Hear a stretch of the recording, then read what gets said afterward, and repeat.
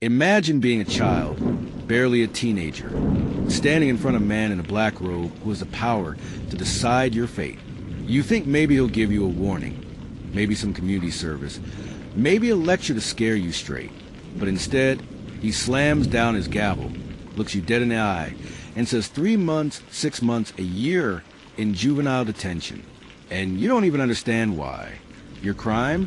Something as small as a schoolyard fight, a prank, even a joke online. You look back at your mother crying, reaching for you as deputies drag you away, and you feel the weight of a system that isn't about justice. It's about money. This is a chilling reality of the kids for a cash scandal, one of the most shocking betrayals in American judicial history, where judges, sworn to protect children, sold them like commodities to fill private detention centers and line their own pockets.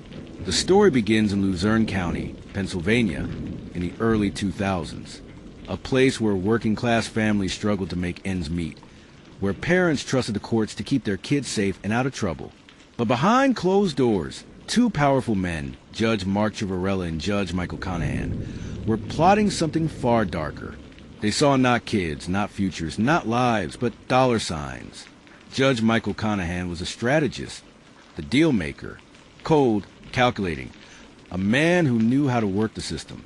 His partner, Judge Mark Ciavarella, was the executioner, the one who wore the robe in the courtroom and sent kids away with no hesitation. Together, they created a pipeline of pain, fueled by greed. It all started with the closure of the county's public juvenile detention center. Conahan used his influence to declare the facility unfit and shut it down. But this wasn't about safety. It was about creating a vacuum that private companies could fill. Enter PA Child Care, a privately run juvenile detention facility. And behind its doors was a multi-million-dollar opportunity. Conahan and Ciavarella made a deal. For every child Ciavarella sent to PA Child Care, they would receive kickbacks, not small favors, not token gifts. Millions of dollars funneled into their pockets. In total, the judges would pocket more than $2.6 million in bribes. But how do you turn children into profit? You criminalize childhood itself. Ciavarella became infamous for what he called zero tolerance. He handed out detention sentences like candy. A 14-year-old girl who made a fake MySpace page mocking her assistant principal? Detained. A 15-year-old boy caught with his mom's boyfriend's stolen credit card. Even though he had no idea it was stolen? Detained. Kids caught smoking, fighting, mouthing off at teachers? Detained. One by one. Children were marched into Ciavarella's courtroom, often without proper legal representation. Many parents, trusting the system, waived their right to attorneys, thinking the judge would be lenient, but they were wrong. Instead, hearings lasted only a few minutes before the gavel came down, and children were carted off to juvenile detention, filling the cells, filling the quotas, filling the bank accounts of two corrupt judges. The human cost was devastating. Parents begged, cried, screamed for mercy. Kids came back from detention broken, scarred, traumatized. Some never recovered. Families were torn apart, futures destroyed. The judges hid behind their robes, behind their titles, pretending they were teaching lessons, protecting society. But in truth, they were selling justice to the highest bidder. The scandal began to unravel slowly, like a thread being pulled from a tightly woven fabric. Whispers spread among parents, lawyers, journalists. How was it possible that so many kids were being locked up for such minor offenses? Why did Ciavarella seem so eager to throw the book at them? Why did the private detention centers seem to always be full? Investigative journalists began to dig. Stories surfaced of hearings that lasted only 90 seconds. Kids signing paperwork they didn't understand. Lawyers advising parents to just accept the judge's ruling, because that's how things are done here. But the whispers weren't enough. The judges were powerful. The system was built to protect them. It took whistleblowers, parents who refused to stay silent, and the relentless pressure of the press to push the truth into the light. Eventually, the FBI launched an investigation. What they found shocked even hardened agents. A paper trail of secret payments, fake agreements, shell companies. The judges weren't just corrupt, they were running a criminal enterprise. In 2008, the scandal broke wide open. The public learned that two of the most powerful men in their county had betrayed them in the worst way possible. National headlines screamed about kids for cash. Families who had been shamed and silenced suddenly realized they weren't alone. Their pain wasn't isolated, it was systemic. But even as the truth came out, Civarella refused to back down. He called it a misunderstanding, claimed the payments were finder's fees, insisted he was still tough on crime for the right reasons. But no one believed him anymore. The mask had slipped. The courtroom that once echoed with the cries of children now became the stage for the downfall of men who had condemned them. Prosecutors prepared their case. Parents demanded justice. And across the country, people asked themselves, if this could happen here, in one small county, how many other judges were hiding behind their robes, selling justice for cash? This scandal wasn't just about Luzerne County. It was about America, about how easily trust can be broken, how systems designed to protect can be twisted to exploit, and about how power unchecked always seeks to serve itself. But the question remained, would justice finally be served? Or would two men who had destroyed so many lives find a way to escape accountability? Because as the trial of judges Mark Civarella and Michael Conahan began, one thing became clear. The kids had paid the price. The parents had paid the price.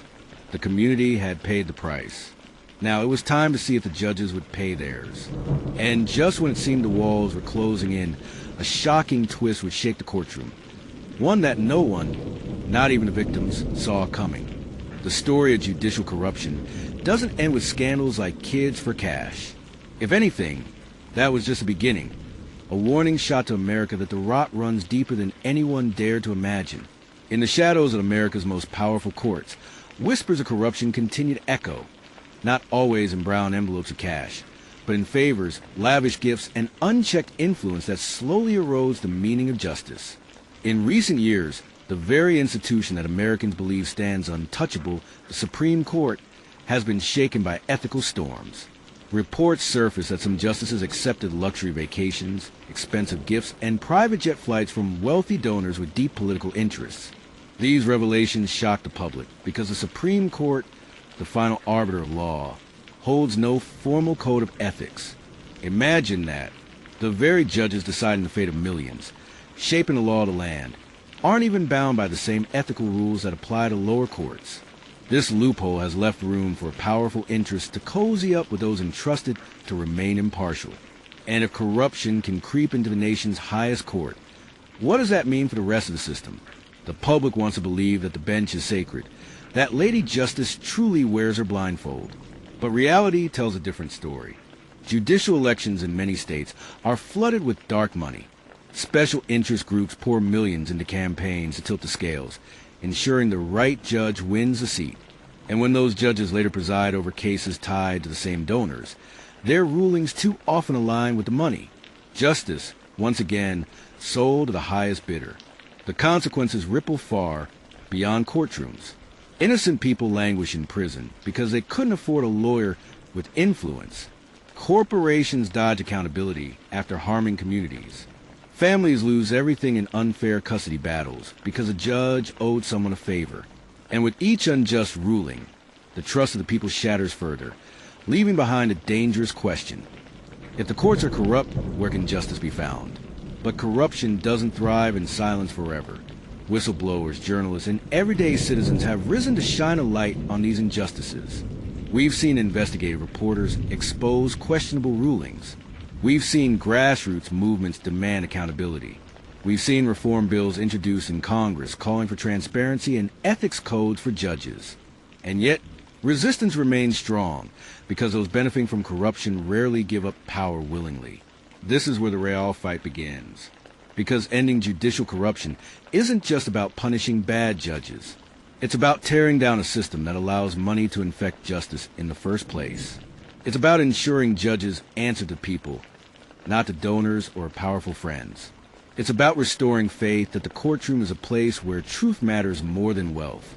And so, the question remains, will America rise to reclaim its bench, or will corruption continue to spread in the shadows until justice itself becomes nothing more than a performance stage for the powerful? One thing is certain. The battle for an incorruptible judiciary is far from over. In fact, it's only just beginning. And if history has taught us anything, it's that when power is unchecked, corruption never sleeps. Cliffhanger into future stories.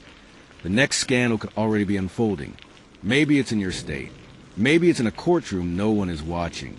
Or maybe it's at the very top, where 9 black robes decide the fate of an entire nation.